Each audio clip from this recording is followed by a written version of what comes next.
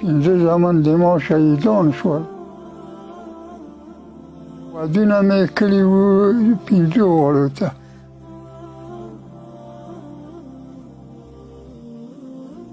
ټول تکواندو ته عظیمانو تیمورانو پورې 24 نفره دي.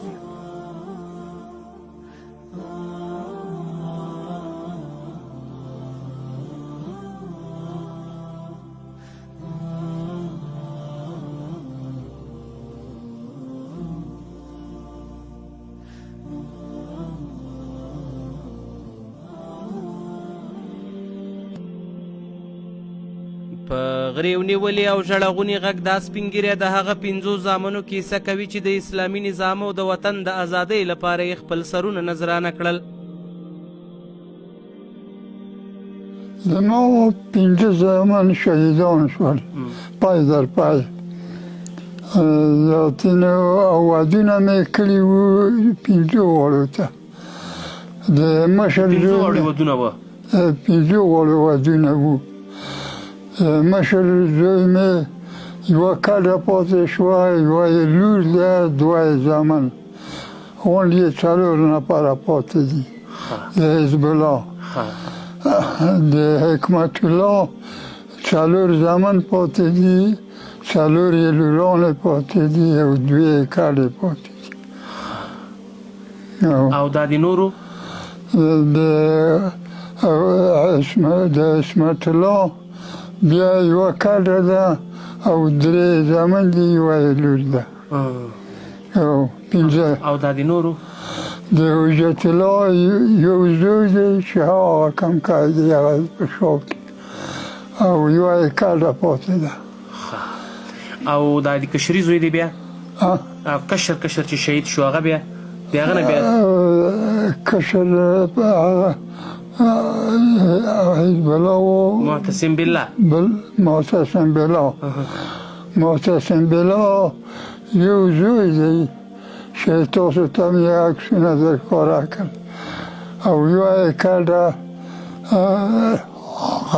بلې څوک نه دي پاتې دي. د تیر 20 کلن اشغال پر مهال د دې سړي 5 زامنو ښه په میړانه جهاد وکړ او د فتح تر را رسیدو مخکې په بېلابېلو ځایونو کې په شهادت ورسېدل. اولینه چوپه وه چې دا په موږ باندې واچوله، یوه قوه راغله، 3 شاوروزه یې موږ دلته محاصره کړو. په زنانه هم واړه محاصره و، مالونه هم ټول بندیان وو.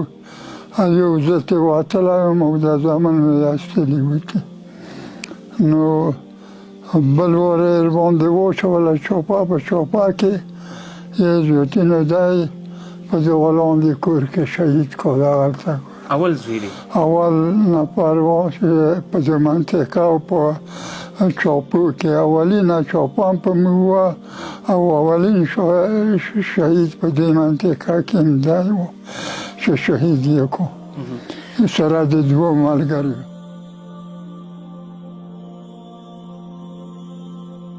مولوي ګل یامین د میدان وردګو ولایت د چک ولسوالۍ اوسیدونکی دی. وایي په تیر 20 کلن اشغال کې 5 زامن شهیدان شوي چې له هغوی څخه ورته 24 یتیمان او 5 کونډې پاتې دي. ټول تکواندو ته عظیمانو تیمورانو پورې 24 نفره دي. 24 نفره یتیمان دي.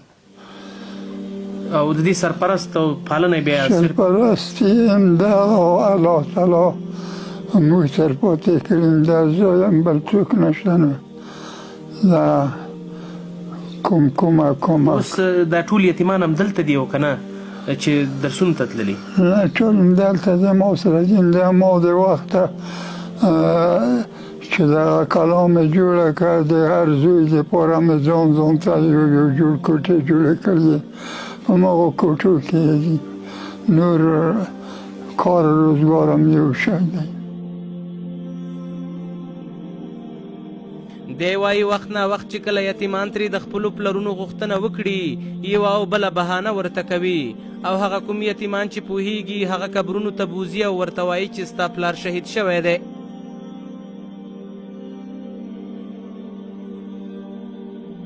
خامخا تاسې هم ولیدل دا عکسونه یې وینئ د دوی دپاره دا د یادورې دپاره دوستانو دپاره یو زیارت غوندې دی پرې ګرځي په زیارتو یې په دی باندې نو پلارونه یې دي کله یې د یادوي هر څه یادوي همداسې او دا شیان ویلي چې زموږ پلارونه امریکایانو کله موږ به امریکایانو سره جنګونه وکړو موږ به پلانه وکړو موږ به دمانه وکړو دا پټکې کولې دي. مولوي ګل یامین وایي 15 زامن مولوي حزب الله، عصمت الله، حجت الله، معتصم بالله او مولوي حکمت الله په بیلابیلو ځایونو کې په شهادت ورسېدل. مولوي ګل یامین د خپلو یتیم المسیانو پر مټ وخت نا وخت د شهیدو زامنو قبرونو ته د دعا لپاره ورځي. په مولوي ګل یامین د خپلو زامنو غم دومره دروندو چې ان د دواړو سترګو نظر یې پکې له لاسه ورکړ. کلیوالو نږدې خپلواني بیا د همدې عمر خوړلي صبر او ځان ته ګوته په غاښ دي. وایي د خپلو زامنو په شهادت کې موږ هیڅ غمجن نه دی لیدلی.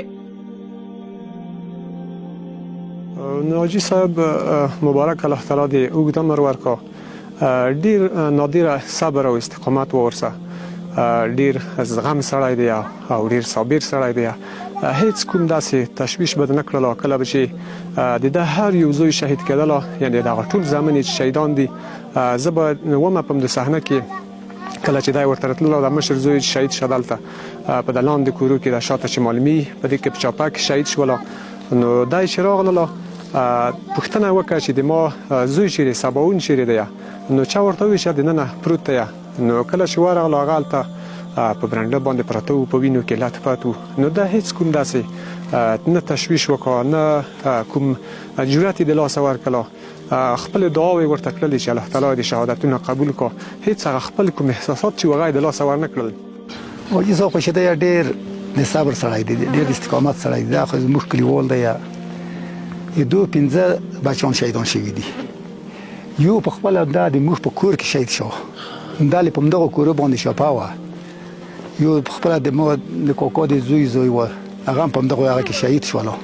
پوه شولې د سباون نومېده مشر زوی د 2015 کې هغه هم شهید شو. نور 2 نفر نور هم 4 نفر پر ورځ باندې په غوښ په باندې شهیدان شول. او یې دا وینې غونډ 15 نفر زمان شهیدان شوي دي. او دا په خپله مکمل صبر پې کړی دی، استقامت یې کړی دی. نو دغه یتیمان او هغه تر اوسه ورته پاتې دي، کونډې ورته پاتې دي، یتیمان ورته پاتې دي. نو دا یې مور ډېر ضعیفه دی. نو 2 بچیان یې شته دي، هغه ژوندي دي. نو دغه موږ په نظر خو ډېر د استقامت سره د استقامت یعنې یو څوک چې کو دا غوټه خبره ده، وړه خبر نه ده. مولوي ګل یامین د میدان وردګو ولایت د چک ولسوالۍ د بیانانو د کلي اوسیدونکی دی. 7 زامن لري چې له ډلې 15 زامنو د اسلامي نظام او د وطن د ازادۍ لپاره خپل سرونه نذرانه کړل.